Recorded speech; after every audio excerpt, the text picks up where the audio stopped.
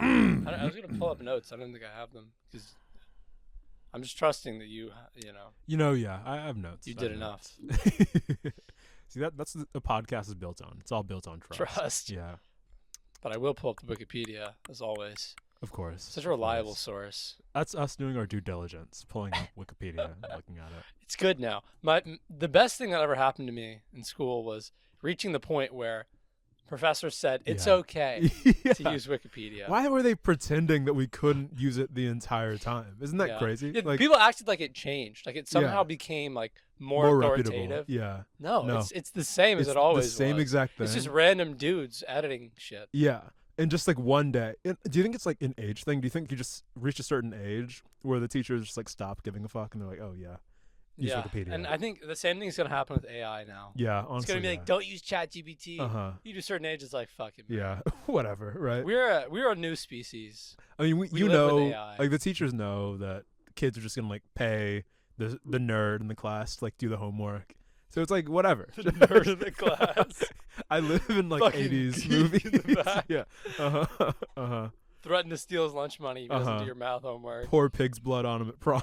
Yeah. Good old fashioned prank. God, those are the good days, pouring pig bodily fluids on nerds. That was good. And I don't say which ones. Those we use some bodily fluids. Giving wedgies, swirlies. Yeah. I like how that was acceptable. Swirlies? Yeah. You can just put another human being's head Yep. you put your poop. That's right. Yeah. Swirl them around. I think I'd go insane if that happened to me. Like, like some psychological break would occur. Yeah. I would never be the same. Well, I would go on like an Hamlet style revenge quest to kill everyone. Dunked me in the toilet. But these revenge quests, they're destructive. They're inherently destructive.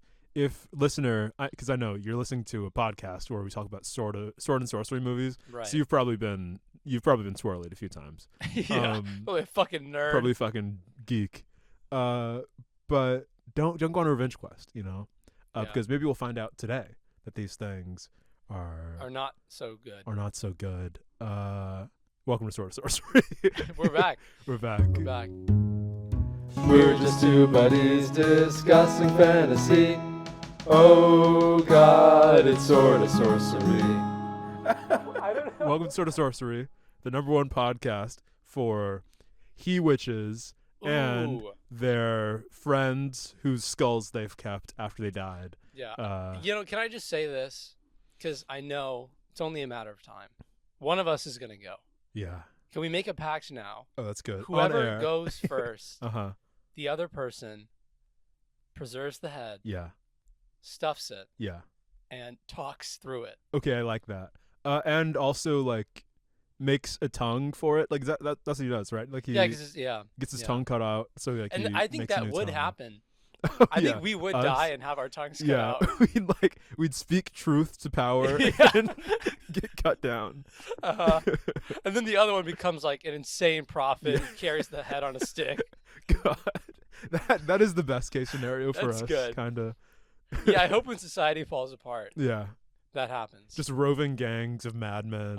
And we're like the bards, and we're heckling. We're these glee men. We're running around. We're like, oh yeah, we're telling stories. But then one day we tell the king that his wife is sleeping with some other guy. Classic bit, of course. But then maybe that harms us. And we go up to the queen's wife and we say, "Oh, you like hard iron? How about this? Yeah, hard iron." Which is just that's just comedy. We slap our prosthetic dicks. That's just George Carlin stuff, you know. It's George Carlin. Yeah, right? I mean probably.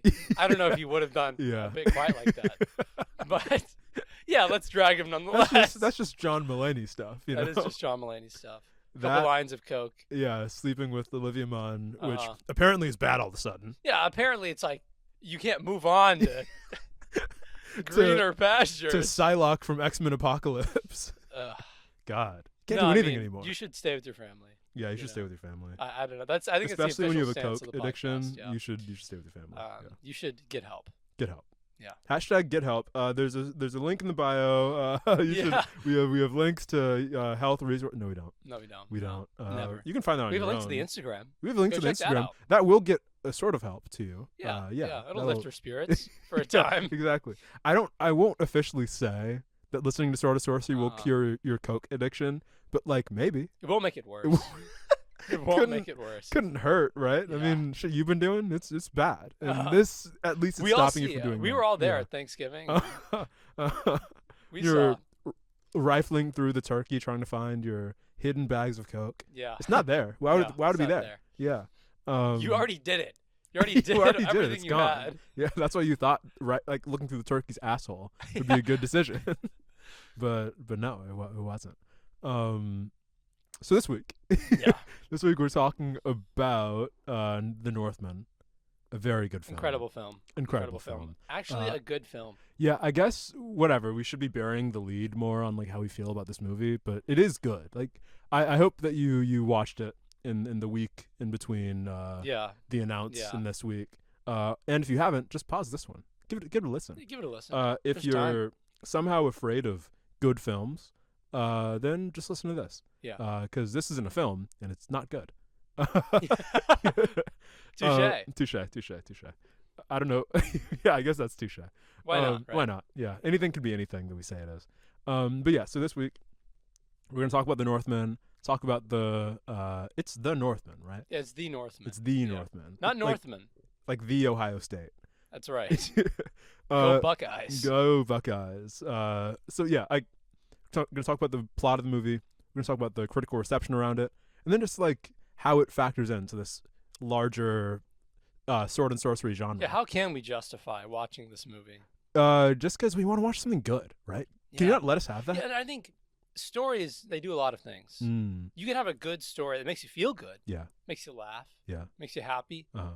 Makes you cringe a little bit. Sure. Makes you weirded out. Cody Some Co guy cringe compilations. marries his sister. Oh boy. Now that should be a Cody Co video. Yeah, just watching all of Tour. Yeah. Because that film, I don't know, it's good in a sense. But it's not good. Good. In a very real sense. Yeah, in a very real literal sense. In a very literary sense. It's not quite good. In a cinema sense, it's not good. But this movie potentially is. Potentially, and I'd say actually as well. Yeah, literally. Literally good. But yeah, so let's just dive right into it. We start off exposition dump. Love it. As all good movies begin. But it's like a sick one. It's like actually cool. Yeah. It's this like it very much creates this like atmosphere early on where like you're in this myth. You're in this just like very the gritty fire transitions at the beginning of Conan 2011. Just like that. Just like the open flame that's burning and like there's exposition being dumped over it for the prophecy and Ator. It's all very similar stuff, Same beats, but hit harder. Better. Yeah, honestly, I would say so. Like it is very similar to all these movies we've been discussing, but just like something about Garth Eggers. I'm thinking Garth Brooks. You mean Robert Eggers? Robert Eggers. Written by Robert Eggers? Something about Robert Eggers' vision here just like comes through so effectively. Yeah, and it does. Yeah. Yeah, so we get this like oracular epic opening. We talk about this prince who's destined for Valhalla on this like quest of revenge. And then we dive into it. We see our prince. We see our little boy, Oscar Novak. I mean, the child is the actor. Child Amleth, and you're like Amleth. That's a weird name. What sounds is that? like Hamlet. Sounds like Hamlet. Like Hamlet. Sounds like Simba the lion. And it is. It's both of those things. Yeah, it's Simba. Because this is an adaptation of the like epic saga prose story. Not prose in the sense that we think of it as, but whatever. Epic poem. We're all English majors here. Inspired the Hamlet stories. And you'll see that in this because like it's this story of revenge that may not go so well. Yeah, I don't know if you remember that from high school English lit, but Hamlet's revenge quest, it went south, it went sour. Yeah. And Amleth's potentially does as well. Potentially might. Simba it works out for. Worst that happens to him is he has an annoying daughter in the sequel who hooks up with a black dude. Yeah, that's why we don't watch the sequels. Yeah. I do like Lion King too. It is good. It's a good one. All that aside, bit aside, because it's Romeo and Juliet now, which is like interesting, I fun. guess. Yeah. But again, without all of the like tragic stuff of Romeo and Juliet, which like I guess I wouldn't want to watch two like lion lovers dying. Well, sure. So I guess. But I do like to watch lion lovers. Okay, moving past that. And we're back to the story. Back to the story. Enough about bestiality. We can't talk about that again. Sorry, at the beginning guys. of an episode. I'm sorry. We can't. I had to talk with him before. Try to rein me in. I tried to rein him in. And that worked for me. What can I say? Yeah, that was part of it. Because it got him thinking about his horse love. That's right. Yeah. Other things that have reins. But yeah, so we get little boy Prince Amleth, played by Oscar Novak, little Swedish, Probably. Norse kid. There's a difference. North. There. North. Somewhere from the north. Of the north. He's running around and he sees ships are coming in from his father's expedition out. They're Vikings. They're conquering. We love to see it. His father's coming back. His mom is getting her hair done and stuff, and she's in a state of undress, not quite like seemly. Well, sure. Yeah. Well, sure. A little unseemly. The seams are down. The seams are showing. Yeah. Amleth runs in. He's like, "Oh, Dad's here," and she's like, "Oh, get out of here." But then she's like, "Okay, yeah, Dad's coming." Yeah. We love Dad. And maybe that scene might set up some strange things later in the movie. Strange. It's all subjective, right? It's a cultural thing. Yeah, it's a cultural thing. But we move on from that. And King's coming in. His brother is also present. Probably a cool guy. Yeah. The brother is always, the uncle who has no path to royalty outside of killing his brother. That guy is always chill. Yeah. He's never gonna kill his brother and just to assume the throne. Assume the throne. Because why would he? No. The throne, it's stressful. Honestly, I would much rather be the uncle who's just not really doing much. Being a cool uncle is one of my life goals. Yeah. Uncle Iroh. Love cool him. Guy. Yeah. Love him. But I guess, of course, as we all know, he was in line for the throne, but he abdicated after the events in the War of Ba Sing Se. We all know that, right? Yeah. Next week is Avatar, by the way. Next week, we're live action. Avatar. We're talking about the one episode where Sokka is trained by a sword master. Yeah, we're talking about that. No, we're not. We're not talking about that. Dude, live action Avatar would be hilarious. That would be something, wouldn't it? That'd be fun. Yeah, they're making a new one. They are. Jeez. Don't worry, we'll cover it. Why are we doing that again? I don't know. I feel like we needed a better shot than we got. But it's like it's already animated, right? Like I wouldn't want like a Fire and Ice remake that's live action. That'd be crazy. That'd be insane. That would be crazy. Yeah. I mean, I think I would just like to see the unrushed footage before it was rotoscoped. Yeah, guys just running around with like sticks, hitting each other, like an iguana walking around. Yeah, that'd be good. But yeah, so King comes in. King comes in. We got to this like royal hall, and the king is like coming to his son. He gives him this like necklace that he stole from like another prince after presumably murdering him. Yeah, you got to get it somehow. And dogs, they started barking, and who has come in but King's brother? Some random person in the hall goes, "The brute has arrived." Yeah. What an amazing epithet. Yeah, the brute. The brute. That is sick. Honestly, that is pretty sick. Speaks great things of his character. The queen offers him a cup, and Oh yeah. I mean, this is a funny guy. He can't turn down a setup like that. Such an innocuous setup. Almost no need for the joke. Just getting handed a cup. But what does Willem Dafoe say about that? Willem Dafoe's in this movie, by the way. Yeah, he gets dick out. Yeah, full frontal. Willem Dafoe, full frontal. Yeah, it's pretty good. He points. He's like, the queen gets wet for more than just her king, or like something like that. Yeah, right? yeah. Like, wet's her cup for more than just the king. It's he makes a funny joke. He makes a funny joke. It's a good bit. Fjolnir, the brute, the brother, he gets pissed. This guy, he just he doesn't understand comedy. He can't take a joke. Yeah, Fjolnir, played by Claes Bang, is just not, for a guy with like such a funny name. He does not appreciate a good joke. So yeah, Willem Dafoe implies that Claes Bang is class banging Nicole Kidman, the mom. Nice. And Fjolnir does not take kindly to that.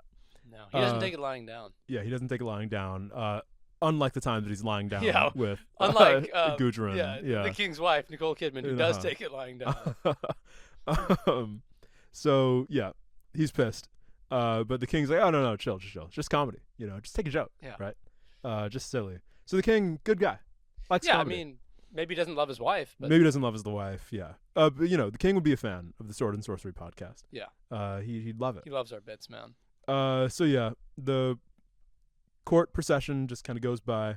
The queen, she's with the king. She's like, oh, take me to our bed. I haven't seen you in so long. Yeah, I haven't seen you in so long. You've been away. Let's get it on. Let's get jiggy. He's like, no, I'm good. Yeah, I don't want to.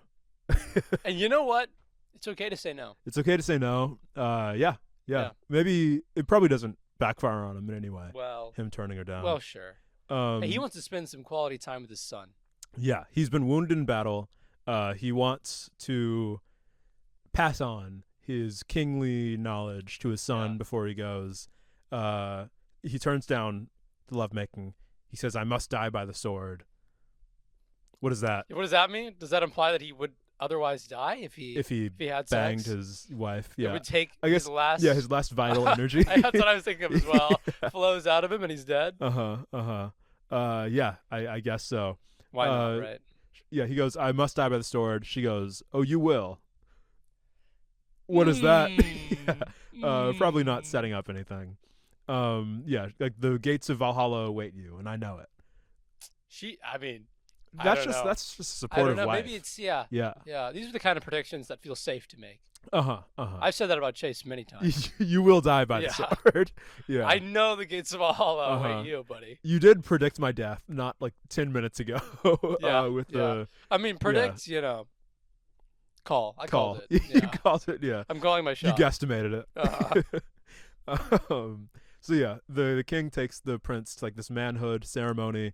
Odin, like there's a statue in the middle of like this temple that they come to, and it's Odin, and it's like, I'll say this, like this interesting thing about the movie is that like other movies can like be period pieces where they show you this like other time, this other culture. Yeah. This movie like places you within it.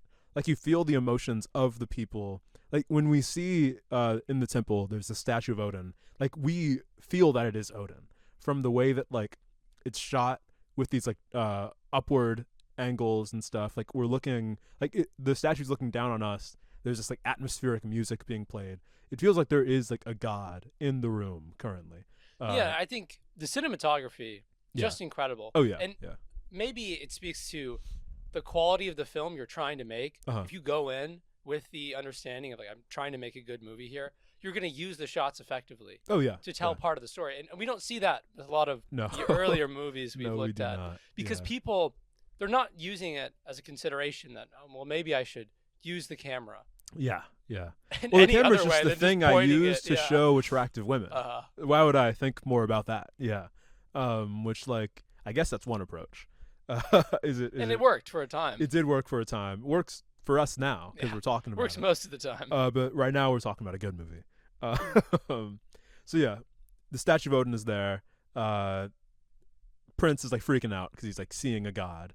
But he goes down, descends this ladder into like this bottom layer, and there's a man standing by a fire who's like beginning the ceremony. Yeah. They drink this like vision mead of knowledge. Start tripping like crazy. And start tripping, yeah.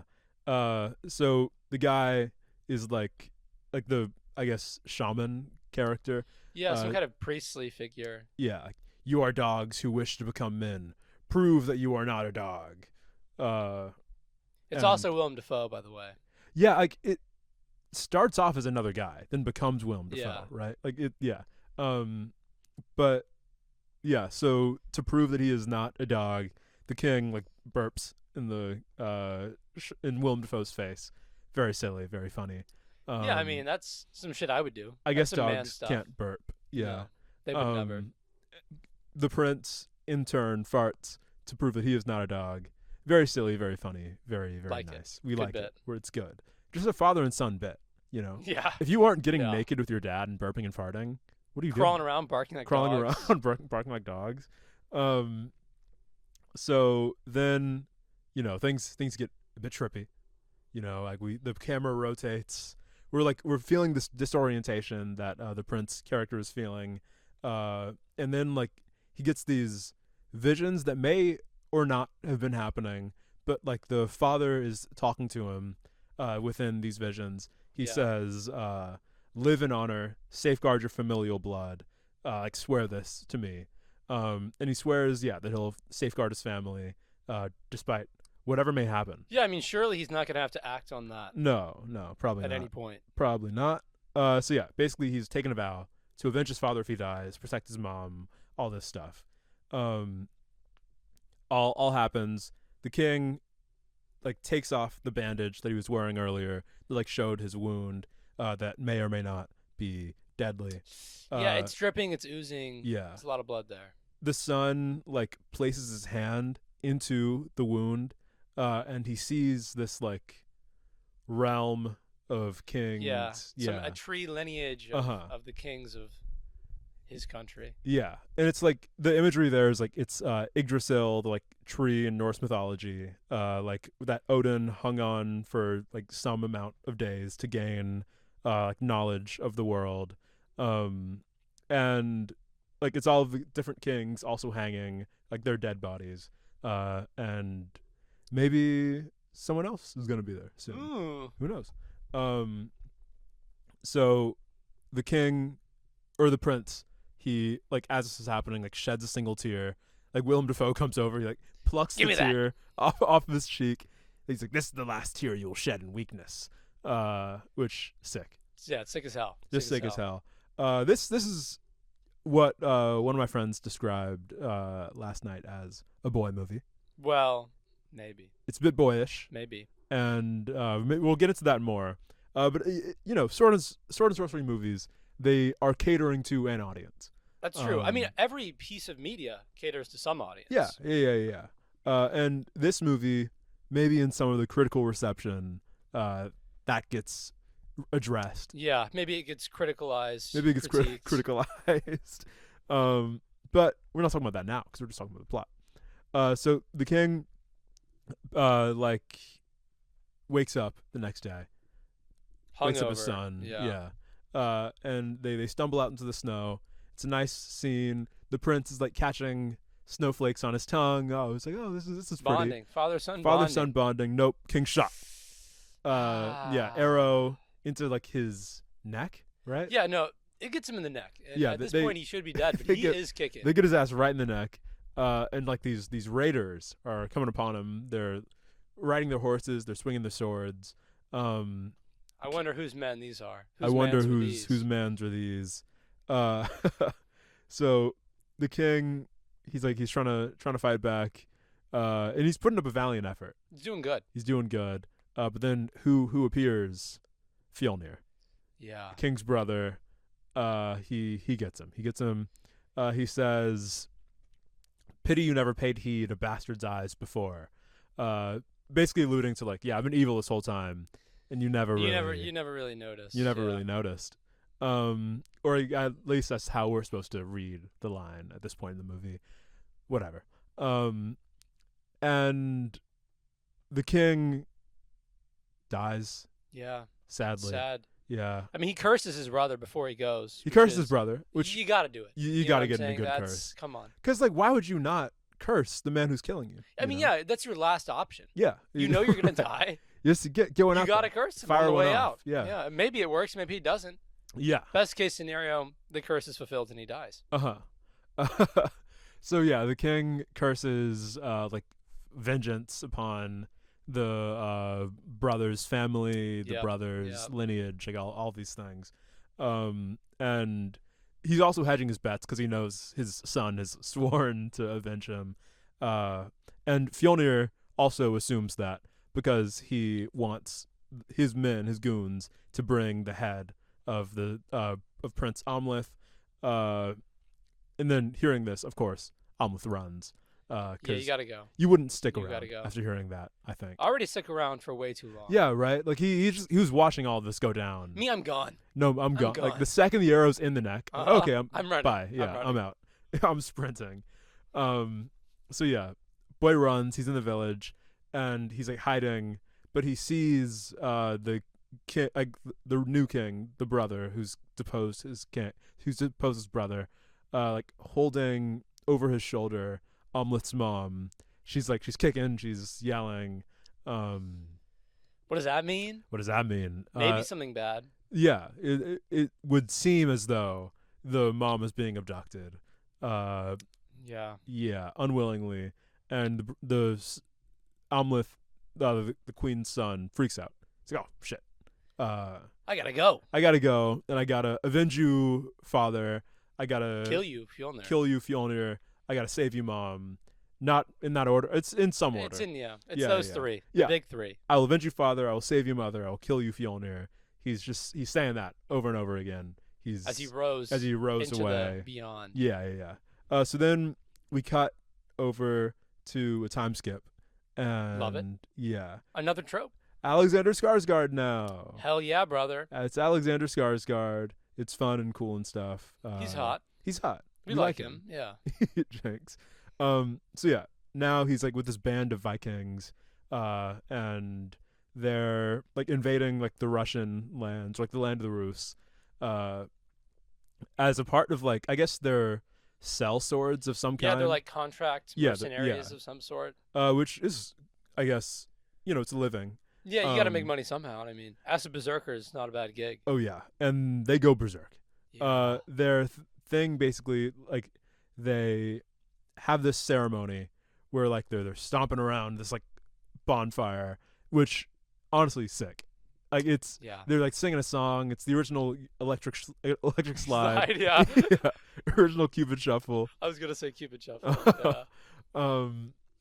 And like, yeah, they drink this like intoxicating stuff, and they transform spiritually, mentally, into wolves. On a spiritual and mental level, wolf, they are wolves.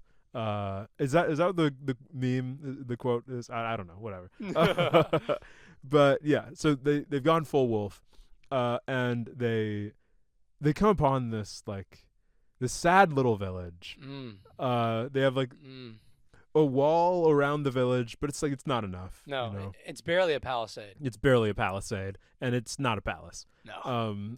And they need aid. Yeah, they need aid. Their asses need aid, especially now, because the Vikings they're wearing these like wolf pelts to like keep hidden. Tall grass. So like if you see them from above, you think, oh, these are just giant man wolves running around. Nothing wrong there. Nothing wrong. Nothing out of the ordinary happening here.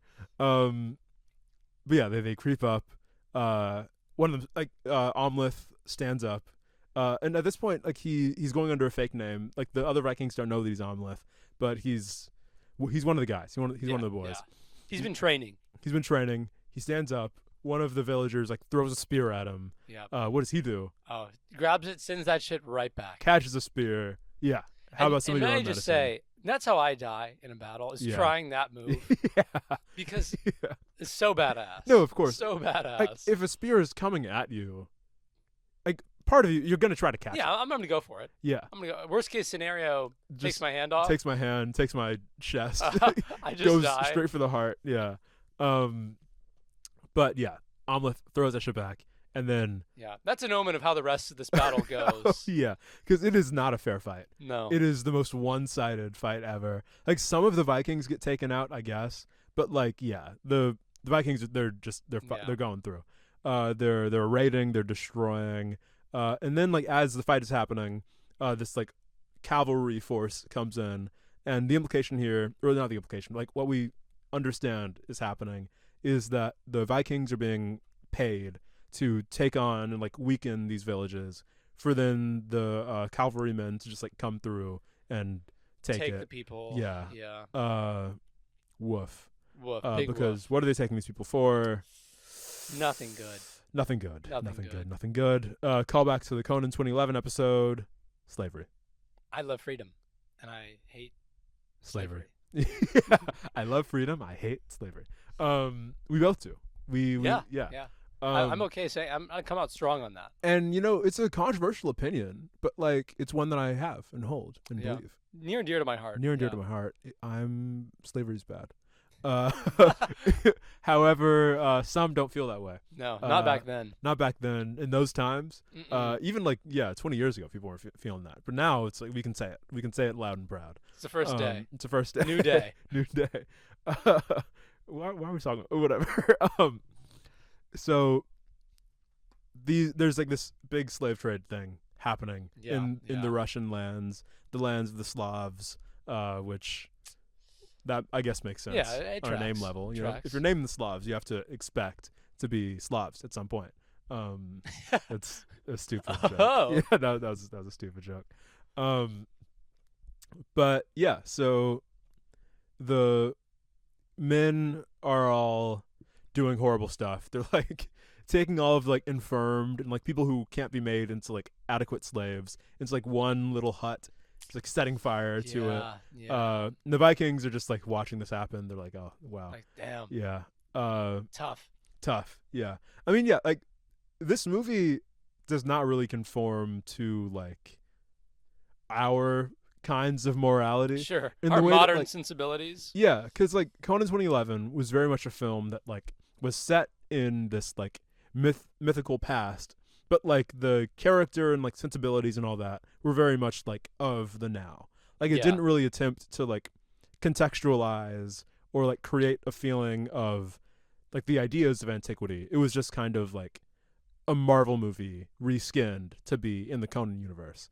Whereas this is very much like it's attempting to create this time's ideas for which I think contributes more to a sense of genuine place. Yeah, no, definitely. And one of the other Vikings, the older Viking, his Viking surrogate father, I guess. Why not? Why not? He's like Bjornurf, that's his fake name. Or like Bjornurful. Yeah, Björkserkers. Bjornurful. It's some horrible name. But he's like Amleth. He doesn't know his name's Amleth, but I'm just gonna say Amleth because it's easier to say. You've been doing well. You've been doing really good. We love what you're doing here. You've been killing like mad. Yeah, and he's like, yeah, I'm pretty good at this, I guess. But something doesn't sit right with him about what's happening. Maybe it's seeing women and children burn. I wonder. Yeah. But he goes to sleep the next day, and he goes to sleep at night, and he sees this like dream vision thing. And another thing about this movie is that like an interesting feature of it is that there's no real like distinction between what's seen in dreams or like visions and stuff and reality. Like it's all very much one thing, and it all informs each other. But he dreams that he's encountering this like witch lady played by Björk. This is where Björk comes in, guys. For all of you Björk heads, the Björk. For all appearance? of you Björkserkers, Björkserkers. Yeah, Björk's here. And she tells him that he needs to like love one of the like Slavs and go back to his land. Retake his kingdom with a new Slav witch GF. Yeah, with his witchy GF. And he's like, all right.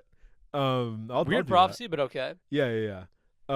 So he then decides to pretend to be one of the slaves. He like brands himself with a slave mark, hops on one of the slave ships. Very Conan 2011. Very Conan 2011. They're very similar films, Yeah. And at this point, like he's been wearing the necklace that his father gave him the whole time. That's how we know that it's the same guy. Yeah, otherwise you might forget. He's ripped now. because he's hunky. Yeah. But he hides the necklace because they're not going to let a slave wear that. No. That's some drip that you just couldn't allow. And he's going to the farthest outpost. Oh yeah. Where his Unk is. Because we hear from exposition from one of the slave traders that the uncle's like colony was taken by the Swedish. I think the King of Norway. Oh yeah, the King of Norway. Like that, yeah. In the original myth is like a bigger plot point because Hamlet, of course, he has to go back at some point and actually retake his homeland. Yeah. But we don't see that. But yeah, so the king's like the new king, his place has moved to Iceland, which not great. No, it doesn't look great. Yeah. I mean, it looks great. I mean, it looks good. But you don't want to live there. No. Not very fertile. Just kind of not a great place. Yeah, honestly. Cold, damp, icy even. Oh. Yeah.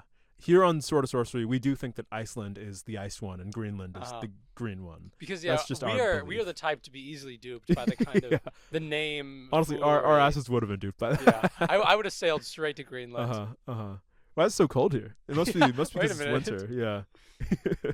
Build a summer home in Greenland on the ice sheet. It's gonna melt soon. It's gonna melt. Come No, June? don't you worry. Don't you worry. Diamond hands or whatever. We the crypto guys of the time. But yeah, so he meets one of the slave ladies. It's Anya Taylor-Joy. Whoa! Princess Peach from the Mario movie. Let's go. Is what Hamlet says. Yeah. It's just, oh no way! It's my favorite video game. Yeah. But yeah, so she's healing one of the other witch women who's like suffering from a fever, or not one of the other witch women. She's the only witch woman, but she's healing one of the other Slavic women, because they're all being put in these like horrible rainy conditions. Yeah. Everyone's getting sick and stuff. And then in the night, like a rainstorm comes, and Amleth saves her. But in exchange, gets like his head banged against, like the boats. No good deed. No good deed goes unpunished. But she unpunishes him because she heals him and nurses him back to health. Then they make vows to each other. I guess they're bonded now, and like she knows that he's not one of them. Because he's huge. Something's just different about this guy. he's just much bigger and has different features and everything. This is clearly Prince Hamlet, but I wouldn't say so. Yeah. So she goes, "Oh, you're gonna pretend to the shepherd like you're a sheep," and then he goes, "No, I will show the shepherd his death." Hard Sick line. as hell. Sick as hell. So yeah, he gets his head banged. He sees visions from the past 30 minutes of the film, but it works this time because it's cool and like visual and aesthetic. I'll take stuff. it. I'll let it slide. He sees Anya Taylor-Joy wearing a crown, and then we see this like this shot of the slave ship sailing off towards the Tree of Kings, the like Yggdrasil from previously in the movie. Cool. I like it. Awesome. I like it.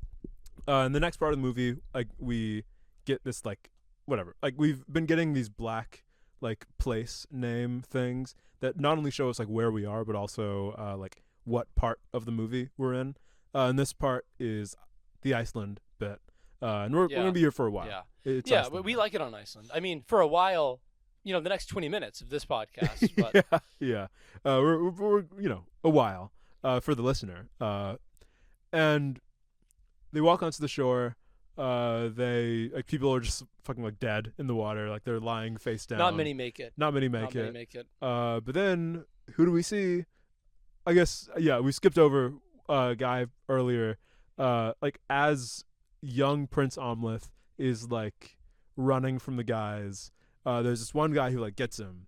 And he has him down. But then young Prince Amleth like stabs his sword right into his nose. Gets him with the nose. Thing, and much like I hate Conan to make a 2011. comparison, Exactly. But it's no nose. It happens no in Conan 2011.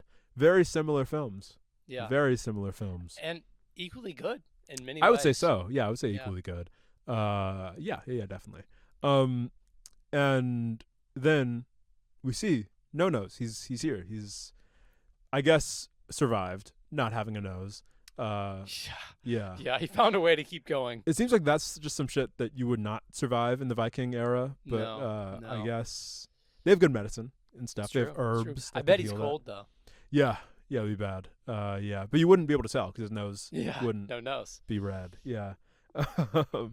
So, the slaves are all like lined up in this procession. The new king, Fjolnir, he rocks up. He has a whole family now. Yeah, the second family is just really, that's the ice in Salt in the Wound. Yeah, the ice in the wound. The ice in the wound, Yeah. which works yeah. in a way. And our boy Amleth, he's peeved a little bit. He has fire in his eyes. And Fjolnir, he's walking around. He's like, "Oh, all these slaves are horrible. Send them back. We don't need these guys. We don't want these guys. We don't want these guys. Low tier. Low value. Low value slaves." But then Amleth's like, "I'm a high value man." He like yanks all the rest of the slaves down with his berserker man Starts strength. grunting. Yeah, grunting. Fjolnir's like, "Oh, this guy has good teeth." He's like, "You know what? Yeah. He'll make it the winter. We'll take this guy." So he takes him, and he's like, "Oh, that's Anya Taylor-Joy from the Mario movie. I love her. Keep her. Queen's Gambit." Queen's Gambit. Yeah, I never watched that one. It's okay. It's okay? Yeah. Okay. So Fjolnir is taken, Amleth and Anya Taylor-Joy, whose name is how to forget her? I entirely forgot that character. It's Olga. Olga. I should have just thought any Russian I know. name. I was trying to think Slav. Yeah. It came to me. Yeah. There you go. To me. So they also take like a few of the other guys, but they're not main characters, so we don't need to know them. And yeah, life is chill and stuff. Good. Yeah, we love it here. We love it here. We're all happy. Mm-hmm. Farming's happening. And nobody is thinking about revenge in the back of their mind. Nobody's thinking about revenge. Apropos of nothing, there's this like larger house where like the king and Amleth's mom live.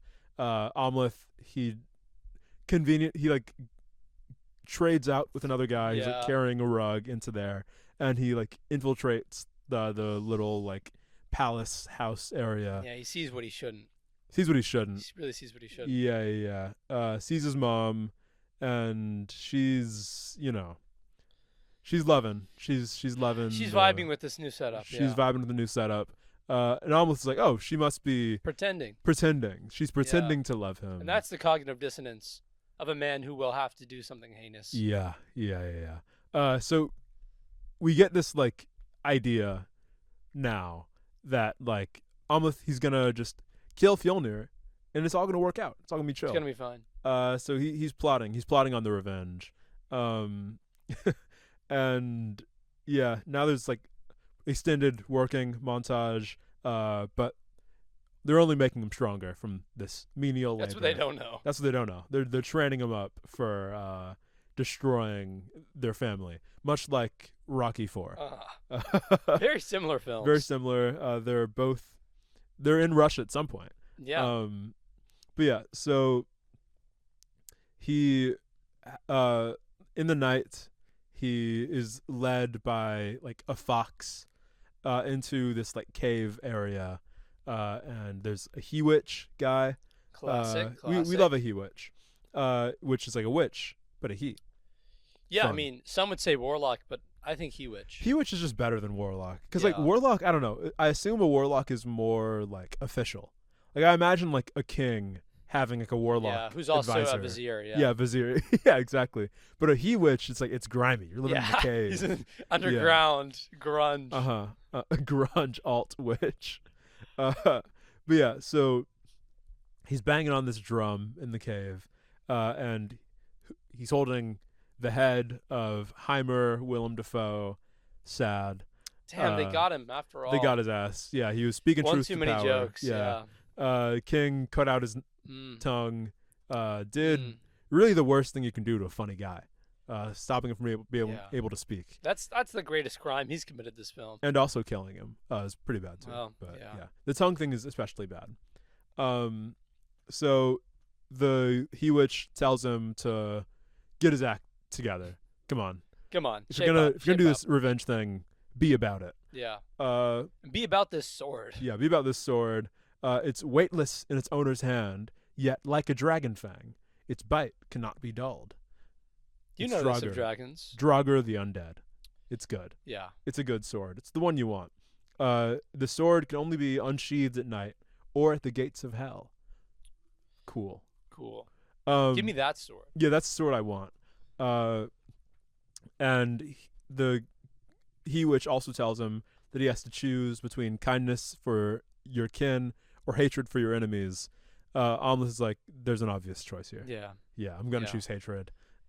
Which, like, I would do too. I mean, respect. After what he's seen and done. He's seen some bad shit. So the He-Witch throws him a rope to then use to, like, descend into a hole and find Draugr the Undead sword. And there's, like, a statue in the hole area that he walks towards who's, like, holding a sword. Yeah, he's like... it's probably the same one. Yeah. It's like, it's a statue that's like a man warrior guy, but it's also, you look closely at it, it's a corpse. Corpses holding swords never do much, do they? No. Unless you reach for the sword, and then they do the most. Attacks you. They do the most. There's a fight scene, and they're battling. He's the corpse guy. He's like 9 feet tall. He's good. He's strong. A swordsman. He's strong. Despite having no muscle. Yeah. Right. And, our boy Prince Amleth, he's seen Pirates of the Caribbean. He knows exactly what He knows to how do. you get a corpse. Yeah. Get him some moonlight, and then he looks up. He's distracted. Whoosh, cut him down. Gets him. And then, kills corpse guy again. Twice killed. And then we cut back to, like, the scene from before when he's, like, walking towards the statue. Yeah. And he reaches for the sword again, and then the statue just collapses. I guess. Weird. Right? Yeah. Weird. Strange. Hey, but he won. He's got the sword. He has a sword now, and it's really cool. And yeah. Now we cut to Amleth walking around, and he's, like, hiding around in the village because he's back there. But he's gonna do some damage. Perhaps he's gonna do some damage. A dog, like, barks at him, and he, like, barks back, and the dog gets scared. Silly. More dog than man. Yeah, he's a berserker through and through. He's got that dog in him. Fjolnir, he's running around. He's being evil. He tries to seduce Olga. Not even seduce. Seduce is the wrong word. Yeah, seduce is far too... It's a bit too romantic. Yeah, he's like, oh, come here. You're going to have sex with me. Which is not how you seduce a woman. No. Fun fact. Yeah. Olga doesn't go with it. No. She does... She gets out of it. She gets out of it. So, yeah. Good for her. She standing wins. up for herself. Yeah. And Amleth is, like, watching this all go down, holding his sword, and for whatever reason just does not decide to kill Fjolnir then and there. Yeah, that's kind of interesting, right? You would think a man who's most concerned with revenge would just take the first opportunity to exact his revenge. Yeah, but he, like, waits in the shadows, and he goes, like, thank the Norns that the woman's tide is the only blood running in your house tonight, coward. Which is a weird thing to say from the darkness while you're hiding. Exactly. It's big talk while you're just hiding Yeah. in the shadows. But yeah, so the He-Witch told him that he would avenge his father in a burning lake. So he's like, oh, so I can't kill prophecy Fjolnir. just won't let it happen. Prophecy won't let it happen. So instead I'm just going to, like, terrorize the village. Hell yeah. Which I'm just going to kill a lot of other people. Yeah, a commensurate response. And he does. So he's talking to Olga. He's relaying the events. Olga's like, okay, so, like, when you do your whole revenge quest, like, what are you going to do about your mom? Like, yeah. He goes, oh, what about her? It's chill. She's going to love this revenge quest. Yeah, She'll revel in Fjolnir's she's gonna anguish. Be really happy Yeah. She definitely doesn't fuck with Fjolnir even a little bit. She's only with him to protect the kid, obviously. Yeah. And Olga's like, right. Yeah. Checks definitely. out. Checks out. Makes sense. There's a party. There's a feast. Love a good feast. Love a good feast. Love a good feast. Nothing bad has ever happened at a feast. Yeah. Fjolnir has 2 sons. There's an older one who's a dick and horrible. There's a younger one who's younger and also a dick and horrible. They really don't ingratiate you to the sons. They make you feel good about seeing them go. Sure. And the older one recruits, or I guess the older one just kind of, scouts Amleth for the game. He says, "Oh, you're strong and cool and stuff. Join our ultimate lacrosse team." Yeah, it's like field hockey, but with a lot more blood. Yeah, the name of the game that they're playing is not Natilker. Yeah. Something. Nutlicker. It's yeah, Norse. you know Nutlicker. You know Nutlicker, yeah. I think we call it soccer here in America. That's good. That's good. Yeah. Yeah. It's Norse football. Yeah. But yeah, so there's like a royal team, and there's like. Yeah, well, I assume that team? the other group there is like a neighboring group of kings. Maybe. Or like a neighboring ruler. Yeah. And I don't know. I mean, they seem equally competent. Yeah. Lacrosse happens. They don't even teach Amleth how to play the game. No. It's just they just like, throw him in there. And he's on the team with like a bunch of like small guys, and there's like big dudes on the other team. And they're fucking like killing people, obviously, because they have like sticks and clubs and stuff. But it comes down to like Amleth and like the biggest guy on the team. Yeah. And they like duel. They're fighting. And Amleth is like about to lose, and the little boy, Prince guy, he runs out on the field. And he's like, child. You're shaming yourself. Watch me get the score. And like he tries to hit the ball towards the stick, but then the big guy, because he has early CTI, he's seeing red, man. He's seeing red. He just sees a moving object of the prince, starts barreling towards him, and he barrels towards him, and just fucking annihilates him. He gets him, ruins that kid, and then Amleth kills him in revenge, and no one really awards Amleth anything at the time. They're all like kind of huddling around the prince, who had it coming, honestly. Yeah. But the prince, he wakes up, he's like, "Did we win?" We won, didn't we? We won, didn't we? Yes, boy, you did it. And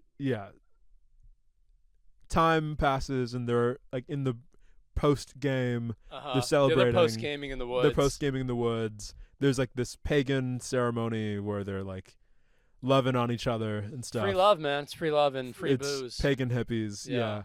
A guy comes up to the prince, or to Amleth. Like the dick son comes up to Prince Amleth. Yeah. He's like, "Yeah, from now on, you're gonna be like the main slave. Yeah.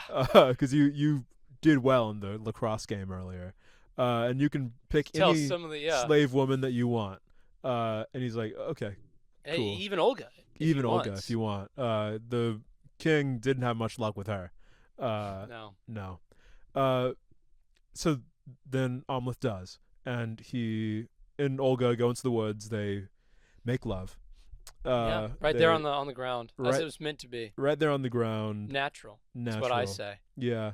And afterwards, she's like doing witchy stuff, and he's just kind of like looking at her. He's like, "What are you doing?" While she's explaining her ground magic. Yeah. She's like, "Oh, my earth magic will stoke the flames of your sword."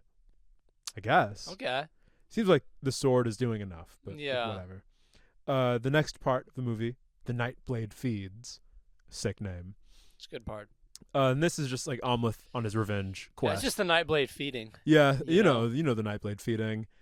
He kills 2 guys, like hangs up their entrails, and the Vikings are like, "Oh, spooky. Could be the Christians, right?" Let's kill the Christians anyway. Yeah, could be the Christians who are doing this. And they would. Yeah, they fucking would. The priest lady is like, no, it's a spirit. It's Freyr, our god, who's punishing us. Yeah, he's pissed. And we need to give him a sacrifice. So because he killed 2 of our men, we're gonna sacrifice some slaves. Yeah. Yeah. Like so they like hog tie this like lady. Yeah. And I wonder what the success rate of these sacrifices is. You gotta wonder. Is it like a like Beastmaster situation where it's really just like for fun? Yeah, you just want to do it anyway. You just want to do it. But yeah. And Amleth, he sees this woman just like about to be sacrificed, saves her, kills the priest. Good for him. Good for him. Hangs up their entrails. Yeah. Hoisted by their own petards. Hoisted by their own entrails. A petard is probably an entrail or something. Could be. I don't really know what a petard is, but it's got to be something like that. And then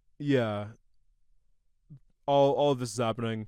The next day, the villagers, they see just a horrible sight. Like one priest is dead, another priest is just like laying tied up under the priest's entrails. Prayer must not be happy. Yeah. Fjolnir is like freaking out. He's upset. Olga uses her witchy magic the next night to like cook up a brew of LSD, of psychedelics, LSD. magic mushrooms, all of it. Laced. Yeah, the punch is laced. And they're like spreading it out amongst the people. Like all of the slaves are like placed on guard. It's like fight off the demons who are presumably killing people. And the Vikings are just like kind of hanging back and like watching the slaves. And Olga's like, oh, hey, everybody, get this brew. Everybody try this. And all of the Viking guys drink it and they go crazy. Yeah, man. You get these psychedelic visions. They wig out. Yeah. And they're seeing stuff. Fjolnir doesn't like imbibe any of it. Straight edge. He's straight edge, but he's running around. He's upset. Amleth, in the confusion, enters his mom's chamber. Oh no. Yeah. Oh no. This is just like at the beginning of the film. It's just like the beginning of the film. She's undressing. He's sitting in the shadows watching. He sits in the shadows and watches way too often. Yeah. He puts a sword to her neck. She goes, "Oh, your sword is long." And he's like, "Hey, bro, chill. Mom, I'm your son." And she's like, "Oh, fuck! I thought you were dead." Yeah, I was kind of hoping you were dead. But then he's like, "Oh, don't worry. I'm gonna avenge our dad and I'm gonna save free you." And she laughs at him. She's like, "Dude, here's what really happened." Lays out the situation. She never mourned the dad because she was in on the plan from the beginning. Who could have seen this coming? Who could have seen it coming? Yeah. Not Hamlet. Not Hamlet either. No. And never gets easier. Never throughout history never gets easier. So basically the king was always just like neglectful lover. He never really appreciated the queen. She was a slave from like Brittany or something, right, and she got pregnant with Hamlet. Yeah. Then he had to marry her. The king never loved her, but the king's brother, now that's a guy. That's a man. That's right a there. man. Amleth, obviously upset about this news. Doesn't take it too well. No. She like gets up really close to him. She's like, starts putting the moves on. Yeah, but if you kill the king, I'll be your queen. Ooh. Son, I'll be your. You guys thought Ator was bad. Yeah. This is way worse. worse. This is a lot worse. And what happens? They kiss. Yeah, they're kissing, but she moves to kill him, and then in that moment he strikes her down. Yeah, not much to say about that. Sad. Sad. Very sad. 2 movies in a row, Conan and this, where there's like a weird parental romance dynamic. Yeah, isn't that interesting? Yeah, similar movies. Freud was right after all. Yeah. And I misspoke earlier. She moves to take the sword, but then he just like runs out. He doesn't kill her. Yeah. Yeah. But instead he runs over into like the Dick Prince's room. He's just like laying. He's got to kill somebody. He's got to kill someone. Yeah. He's like laying on the bed, and he just like puts the sword down through the prince and through the bed. Yikes. And then runs and leaves. This guy. And Olga is like watching this, and she's like, "Oh, we can leave together." Sick. He's like, Let's no, get no, out no. of here. It won't be safe with me. You should stay here, where it's I'm definitely gonna go safe. away and hide. Yeah. You stay. You take the flak for this. Crazy. Insane behavior. The next day, we see that not only did Amleth kill Thorir, the Dick Prince, he also cut out his heart. Fjolnir's freaking out about that. Class act, yeah. Fjolnir is very pissed. He has Olga at knife point. He's asking where Amleth went. Amleth is like, "Oh, right here," and he's like, holding a bag. Yep. Come and get him. Yeah, come get your prince's heart. And he's like fighting the dudes. Yeah, he kills a couple guys. But like it's during the day. Yeah, and you can't draw the sword during the day. So he's just like hitting guys with like a sheathed sword. Not very effective. No, he's not winning this fight. He's captured. He's taken. But Olga runs off. I'm glad that at the end of the day she did do what she wanted to do initially, which was leave. Yeah. And then as like Fjolnir has Amleth down, Amleth goes like, "Well, how do you know that this bag has your son's heart and not the heart of a rabid dog I killed 2 nights ago?" And he did, yeah. He killed that dog. He killed that dog. Fjolnir's like, "Fuck, okay." She said he's right, guys. Yeah. String him up. It's a dog's heart. We're gonna have to torture him. Yeah, so Amleth, he's strung up, tortured, and there were like ravens all around, and Fjolnir's not getting much out of Amleth. Amleth is just like fucking with him. He's making fun of their gods and all of this stuff. Yeah, classic. Yeah. A goon, he tries to unsheath the sword that Amleth has, but he can't. He's like, "Oh, it must be broken." And he just like throws it. Yeah, that's what I would do as well. It's my reaction. Which like, damn thing. You take blasted thing, and then just throw it right next to the guy. And then like the ravens who are in the room like peck at his ropes that are keeping him strung up, and he escapes. Good for him. Bad for everyone else. Really, really bad for everyone else. So yeah, Amleth gets out of there. There's a funeral for Thorir. Whatever. He sucks. Good riddance. Good Am riddance. I right? They do the Viking thing where like, you kill. Yeah, his wife. Yeah, right. Yeah, stabs herself. Yeah, which I wouldn't do. No, not for him. Not for that guy. Fjolnir is now like the time for grieving is over. Time for vengeance. He goes into the prison. Amleth is gone. And there's a bunch of ravens that fly out. Now we see a vision of like Amleth riding on the back of a Valkyrie, but then we cut and see that it was just Olga, or was it both? Who knows? Whatever. Who knows? They wake up in a hot spring. Good way to wake up, I think. Yeah, and then they make out. That's cool. Yeah, that's cool. I mean, not like we have bigger problems to deal with. No. Amleth, they're talking, and he's like, "You know what? You're pretty cool. I could give up this vengeance quest. I have kinsmen in Orkney, which have not been brought up for this entire movie. But we could go there. Yeah. Instead be safe of in Orkney. This vengeance stuff." She tells him that, you can't do that and also your vengeance quest. You're going to have to choose one. Damn. Yeah. And he's like, "Oh, I choose you." They get on a ship that was, I guess, Fjolnir's men were going to get on it. Yeah, I guess. But, the ship captain instead sees these just, 2 lone people and is like, "Yeah. I thought there'd be more of you, but this checks out." This is a change of plans, but not unexpected, I guess. So they're sailing off. They're going. Yeah. Amleth has given up his vengeance quest. I mean, Story over. It's done. Then Amleth thinks about it a little bit more, and he's like, "Well, okay. If I really think about it, Fjolnir lives.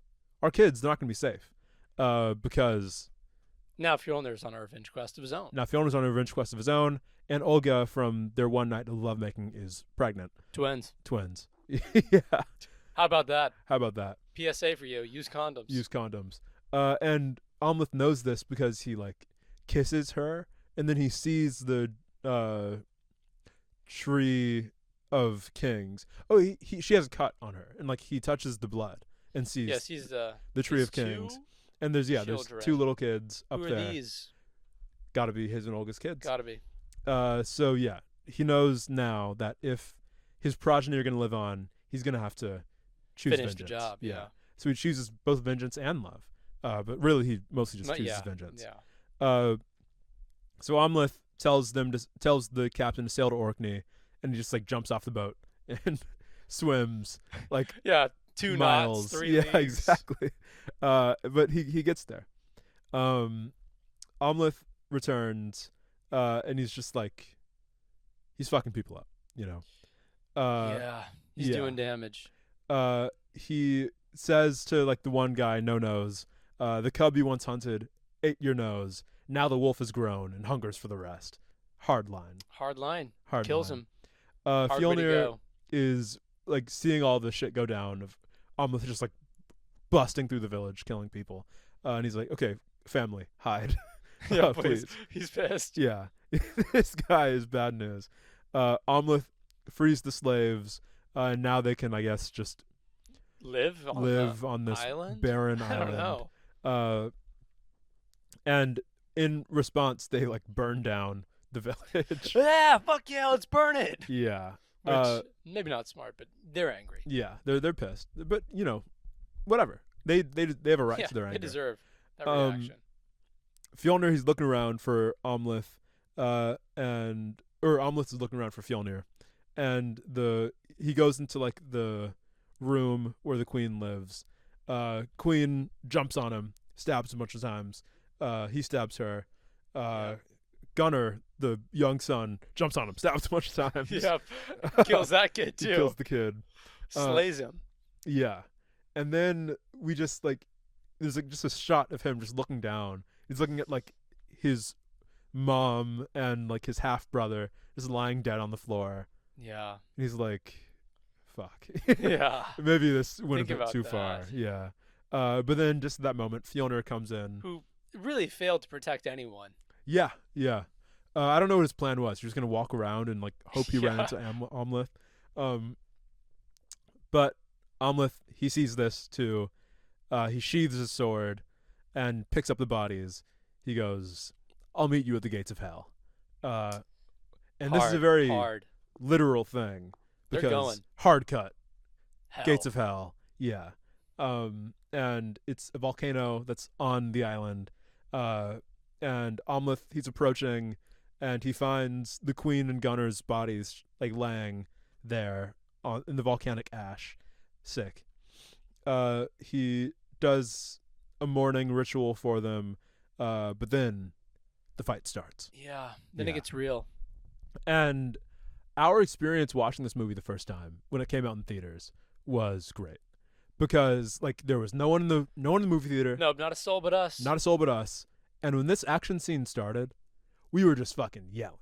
It was awesome. It was amazing. Yeah, we were getting into it. Because it's a hype scene. It was like we were there. Like Amleth, he's like banging his like sword on his shield as like a hype up ritual, and he's going into the berserker mode. And they're fighting. Like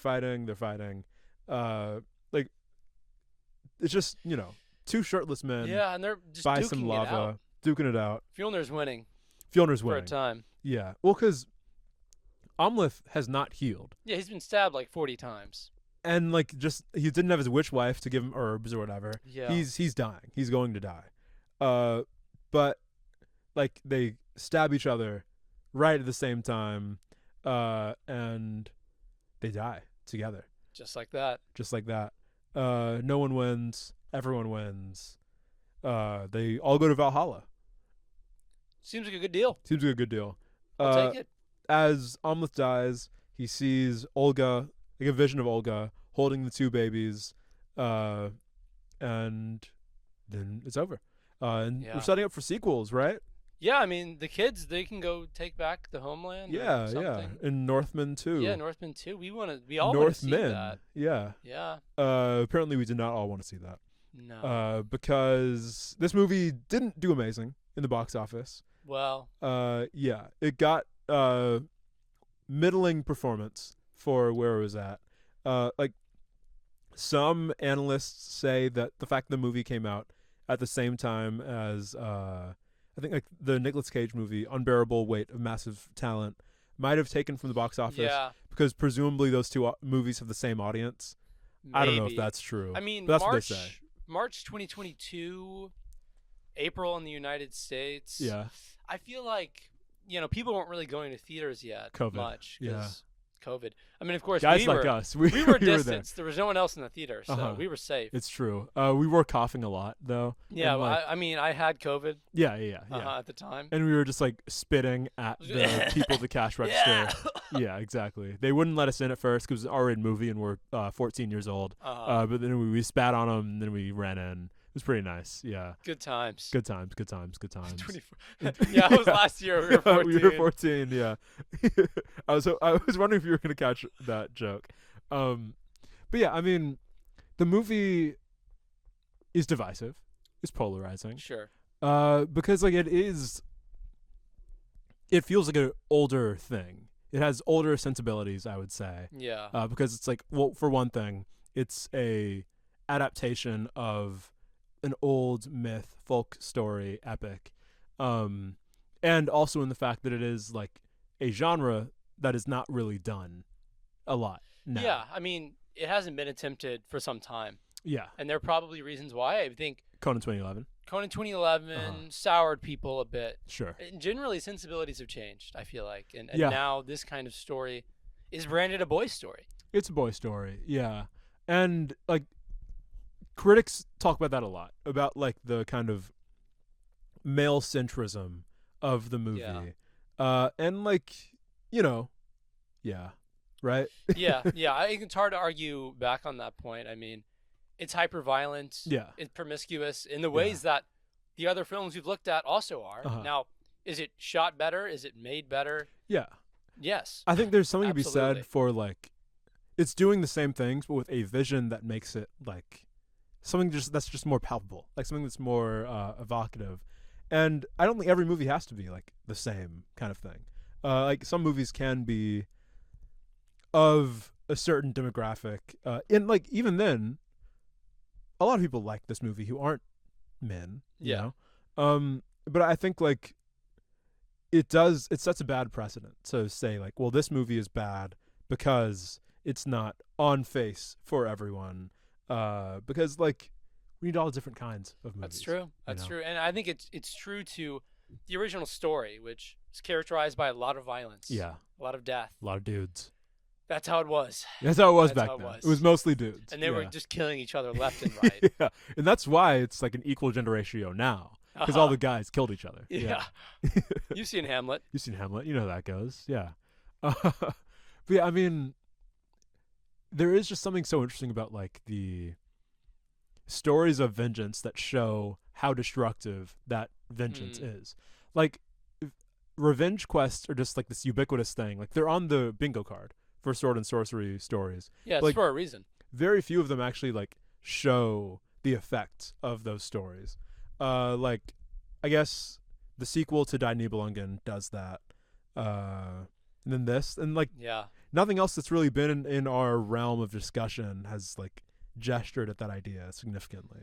Yeah, and I think I don't know, there's a balance to be struck where moral complexity isn't necessarily important to these earlier films where they just want you to feel the catharsis of the good guy beating the bad guy. Yeah. With good wins. Prosthetics. Like a good handsome guy killing an ugly bad guy. Yeah. And that's easy to get behind. It's good. I like it. Yeah. But that's why I characterize every struggle in my life. Just a good, handsome man. Guy versus some bad, uggos. Yeah, but you don't want that all the time, right? Yeah. I think sometimes you want to be more critical of real human motivations. I think you can learn more from a film like this. Not to say that Ator and Beastmaster, Fire and Ice aren't an education of some sort. Well, yeah. I mean, they're educational in the way that we're telling you about them. That's, I guess, an education. But yeah, like, I think movies like this, they speak to your soul if you let them, you know. If you go in with like certain kinds of, well, this is what a movie should be, this is what a movie shouldn't be, you're gonna have a worse experience enjoying the film than you otherwise might. Yeah, and I think if you're not accustomed to this kind of film, it might seem overly sensational, and that probably distracts from the moral themes and what the movie is trying to say. Because you get lost. You get lost in the sauce, which is blood. Yeah, it's a bloody sauce. And I do understand that. Like, maybe if this movie had come out in a media landscape that was more characterized by movies like this, it would be a bit more well received. But like, that's just not the landscape that we're living in. And I wonder, not in April of 2022. It wasn't. No, it is not. I wonder why that is. You know. Well, I guess we know because the previous movies that we talked about were pretty bad and killed the genre. Yeah, they did. But like, buried it. It's interesting to see that like it can still be done. And I guess like in the way that the way the media works now, like if a movie is unsuccessful budget wise, there won't be more like it. Yeah, it's done. It's over. Yeah. But like people like this movie. Some people do. Others don't. Some people do. Yeah. And I do think that the media landscape would be better off with more movies like this.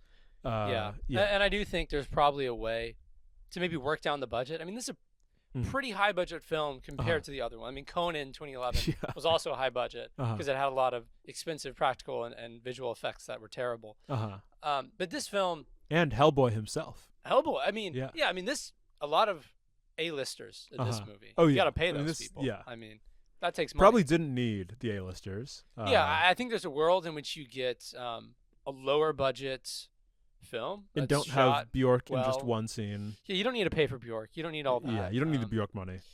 Yeah, most people can't get the Björk money now. But I think they're shooting for the wrong audience, which is everyone. Yeah. This was not going to be a globally successful film. It just wasn't. And I think you need to reflect that consideration when you're making the film. That is true, because like these older sword and sorcery movies, they weren't really trying to be like global blockbusters. They're just kitschy, fun B movies. Yeah. You know? And the problem is we don't really have those anymore to the same degree. Everything's been like consolidated. And like I wonder if the landscape for these kinds of movies in the future will be like shorts, will be like just smaller form content you can make on like YouTube or something like that. I don't know. I honestly don't know. But it's got to be something because I want to see more stuff like this. Yeah. Hey, we're going to see more stuff, not quite like this, but different soon. It'll be another fun and jolly and family-friendly episode of Sorta Sorcery. Find it, watch it, or don't. Yeah. We'll be here regardless next week. Regardless. Bye.